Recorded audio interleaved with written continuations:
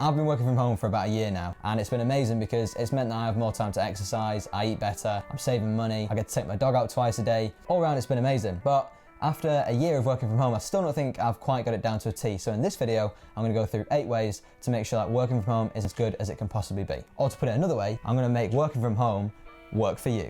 Oh, God. So let's get straight into it with number 1, which is choosing where you work. I started by working in the living room, obviously the main part of the house, so you have people that come to the door, anytime the door rings, it's distracting. And after a while I realised that I wasn't really getting much work done. It was nice to be there, but wasn't very productive. So I decided to move upstairs into the bedroom, you know, where there's less distractions, less people, and just less going on. And it turned out to be a great idea. I don't think it's perfect because I don't really think you should work in your room. You know, it doesn't help with sleep and whatnot, but you can't have everything perfect. Number 2 is getting a good desk setup. I spend a million years watching amazing desk setups. I follow a few accounts on Instagram that show these really cool things that you can buy for your desk and make it all look funky. But there are some basics that you need in order to have a really effective and comfortable setup, and that you can be as productive as possible there because you're going to be spending a lot of time there. So for me, the main things that I wanted to focus on were a good chair, making sure that it's nice and ergonomic. I went for a Herman Miller sale, which I picked up on Facebook Marketplace. Looks really cool, so I'm happy with it. Next thing is a good desk. This one that we've got was the right height. It's nice. I don't really know. What is it do?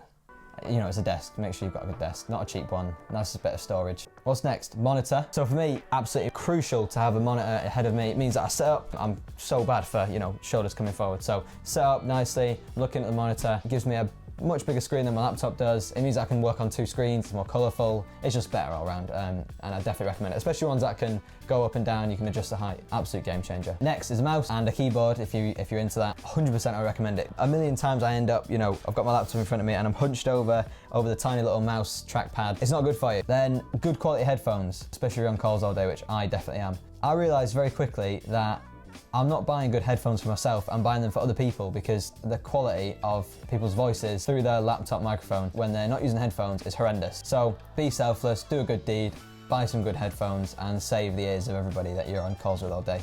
And then finally is a webcam. I don't need one because my laptop comes with one, I think most do, but it is worth mentioning, especially if you've managed to end up with one of those weird webcams that's actually where the laptop folds, so when you're typing it looks like your fingers are like right against the camera. Yeah. It's not a good look. Don't do that. Buy a webcam if that's you. So yeah, they're the basics. But it's also worth remembering that your desk is the place that you're going to be spending all of your time at. So, you know, treat it with respect, keep it clean because it's so distracting when it's a bit of a mess or, you know, the desk is grimy or there's mugs on the desk or that sort of thing. Number 3 is to have a regular schedule. It's so important. When I've been at home, I've found that it's so easy to wake up at 8:59 a.m, roll out of bed, switch on my laptop and just get going. But it's not going to work and it's not sustainable. So it's important to make sure that I'm getting up at the same time every day and I go to bed at the same time. And I also keep lunchtime really regular. So I have 1 till 2 blocked out in my calendar. My colleagues know not to book anything with me because I'll be out with Benji or, you know, making a nice lunch or whatever.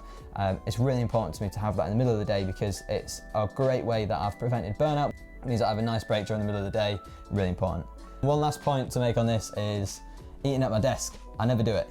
That's a lie, I obviously do it, I'm human, but I try as hard as possible not to do it because it's the worst way to eat really unmindfully and you don't enjoy your food, you're not concentrating on the work, it's just a crap idea.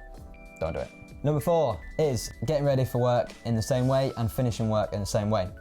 I wake up at 7 a.m, some days, most days. I exercise at the same time, I have breakfast at the same time, I take Benji out at the same time.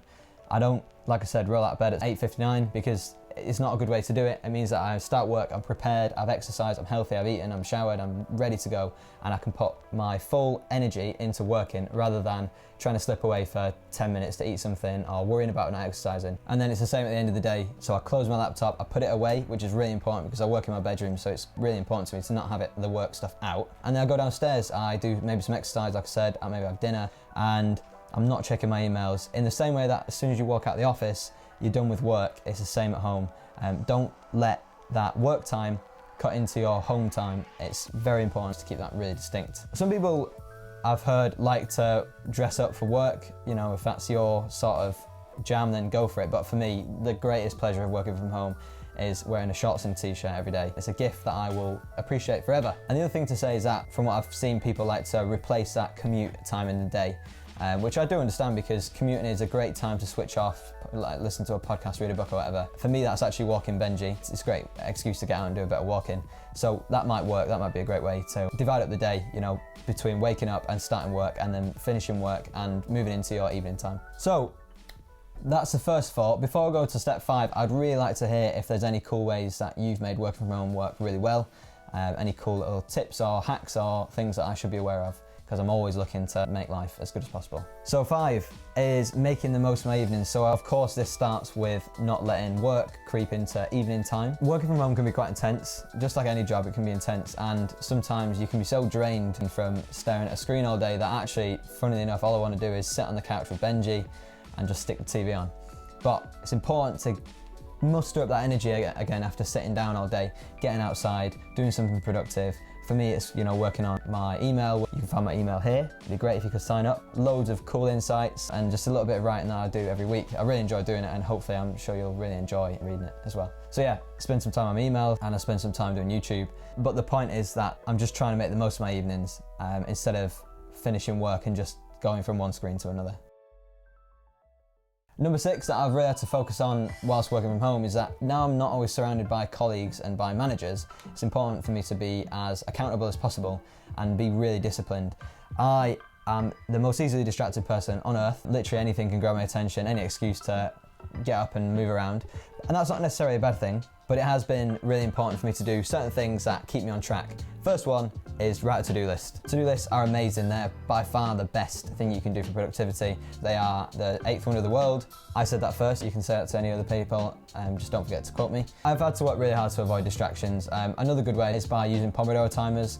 So I'll work for 20 minutes, 25 minutes, and then have like a 5-minute break to get up, walk around, see what Benji's up to, maybe grab a biscuit. And then finally, I think it's important to remember that nobody's staring at everything that you do all day. It's okay to get up, move about, go and do the washing, or go and play with your dog, or make a quick little sandwich. As long as you get your work done, I personally think it doesn't really matter how. And I remember in the office, I would get up and walk around and talk to people and whatnot. So it's important to replicate that at home and not just stay sat down, letting your hips get all tight and your shoulders roll forward and your eyes going square by staring at the screen all day. 7 is communicating. We're not in person anymore, and it's really, really difficult to convey body language and emotion through cameras and through voice only. So first and foremost, it's important to speak up, and I've found that being honest and being quite upfront with what's going on, if I've got any gripes and whatnot, is really helpful, because it's very difficult to infer that from, you know, calls, that sort of thing. For the guys that I talk to every day, a call or a email just isn't enough. So video at the basic is really important, just to make sure you've still got at least some kind of connection with the guys that you work really closely with, and that's certainly been really important for me. Things can go unnoticed, especially when you literally sat in a room on your own, basically talking to yourself. Through the power of technology, it happens that other people can hear you on the other side, but you know, it's important to try and communicate as well as possible. Then in at number 8 is replacing the commute and making up for being sat down all day. When I go to work, it's about a 35-40 minute journey. A lot of it's stood up, getting the tube or walking around and whatnot. And it's important to make up for all that time that I spend sitting at my desk. So doing some random stretches, getting up, going for a run, making sure you get exercise in the day. It's all really important just to counteract all the sitting down. It's really easy to work from home and not actually leave the house as well. So I make sure every day I'm getting 10k steps in and also getting sun. And even when the weather is terrible or raining or whatever, it's still really important to me to get out and go for a walk with Benji. Obviously, having a dog does help. It's not that exciting to get up and walk around outside when it's throwing it down, but yeah, maybe get a dog. That's the solution to most things in life. And then for a little bonus final point, and I think this is really interesting, is that to make working from home work really well for me, I really do try to make the best of the situation I'm in. It's not perfect that my work is at home, so it's, you know, a bit more difficult to divide up home and work life, or that I don't get to see my friends all the time from work, or that it's harder to communicate. Obviously, they're not the great sides of working from home, but there are loads of positives, and it's really worth focusing on them because they're what makes working from home perfect. I get to save money from not commuting as much or buying prep sandwiches, which I do really miss, I have to be honest. More independence means that I've got the ability to work to my own rhythm and sort of do what I want when I'm at home. I don't need to worry about packed lunches or taking in lunch. I can play my own music and listen to the radio out loud, which is great. It's basically become like my new best mate. I don't have to worry about the office being too cold or too hot. I get to have the temperature exactly how I want, which is always great. And I guess the most important thing, and I'm sure this probably applies to people with babies and, you know, families, that I get to spend more time with Mills and my dog, so what can be better than that? That sounds really cheesy, doesn't it? It's a bit of a cheesy one to finish on, but it's true. So there you have it. That's 8 plus 1 bonus ways that I make working from home work really well, and how, you know, I'm making the best of the situation that I'm in, and hopefully I'll be able to make the most of it. Obviously not every day goes perfectly. I might be throwing it down, as I said, and I have to go outside and take Benji and it's miserable, or the internet drops out, but ultimately, you know, these are only small things, and it's a great experience to be working from home. Perhaps even more important for having a good working from home life is make sure that you've got good sleep. So click this video here for 3 super easy steps on how to get better sleep, and I'll see you there. Otherwise, have a good one, stay safe, cheers.